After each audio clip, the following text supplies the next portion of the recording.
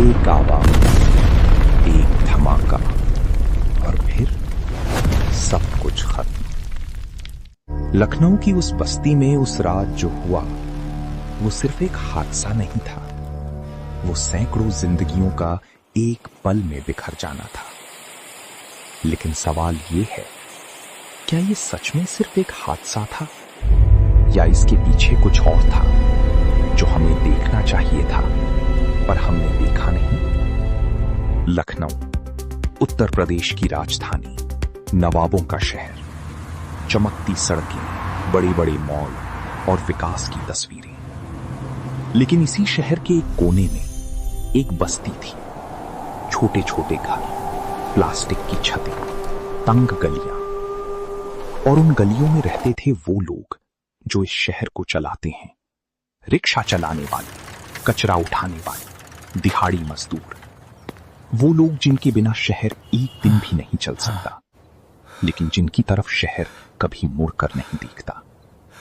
उस रात शायद रात की 10 या 11 बजे होंगी। बच्ची सो चुकी थी, कुछ लोग खाना खा रही थी, कुछ अगले दिन की मेहनत के लिए थकी हुई लेट गई थी। और तभी एक सिलेंडर फटा।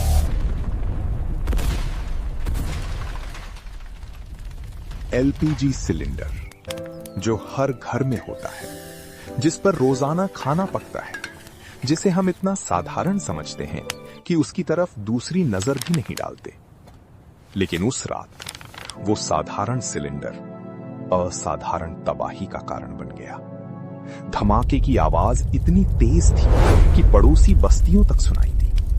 आग पलक झपकते फैल गई, एक घर से दूसरे घर, एक गली से दूसरी गली, क्योंकि वहां घर थे भी तो क्या, प्लास्टिक, तिरपाल, लकड़ी और सूखा सामान। आग के लिए तो जैसे दावत। लोग चिल्लाते हुए बाहर भागे, माएं अपने बच्चों को बाहों में उठाकर दौड़ी, बूढ़े घुटनों के बल रेंगते निकले, और जो पीछे रह गए उनका सामान, उनके कपड़े, उनके जरूरी कागजात, उनकी बचत, सब राख एक रात में। अब वो सवाल जो पूछना जरूरी है, क्या इस हादसे को रोका जा सकता था?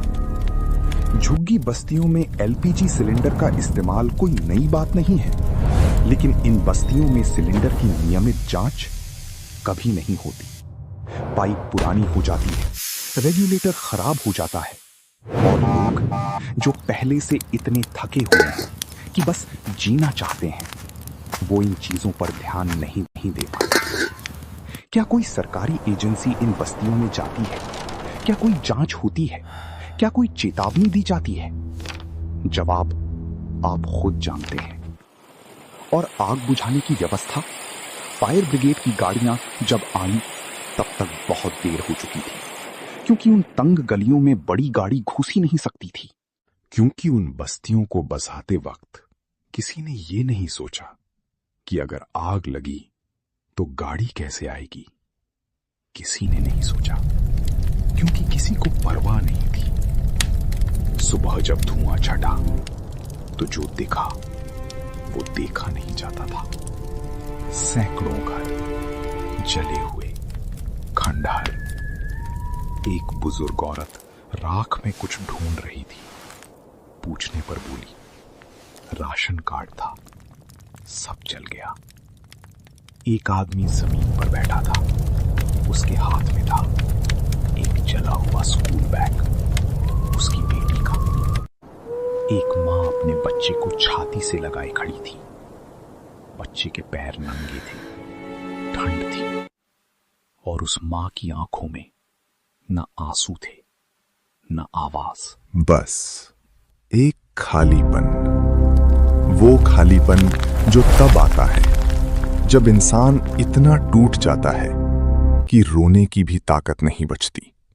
सरकारी मदद आई, कुछ कंबल, कुछ खाना, कुछ वादे, लेकिन जो घर गया वो लौटा नहीं। जो बच्चे उस रात डरे, उनकी नींद अभी भी नहीं आती।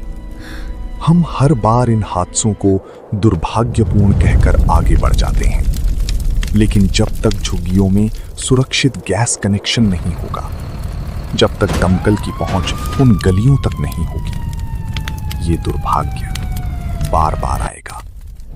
और हर बार कोई गरीब परिवार फिर से शून्य से शुरू करेगा।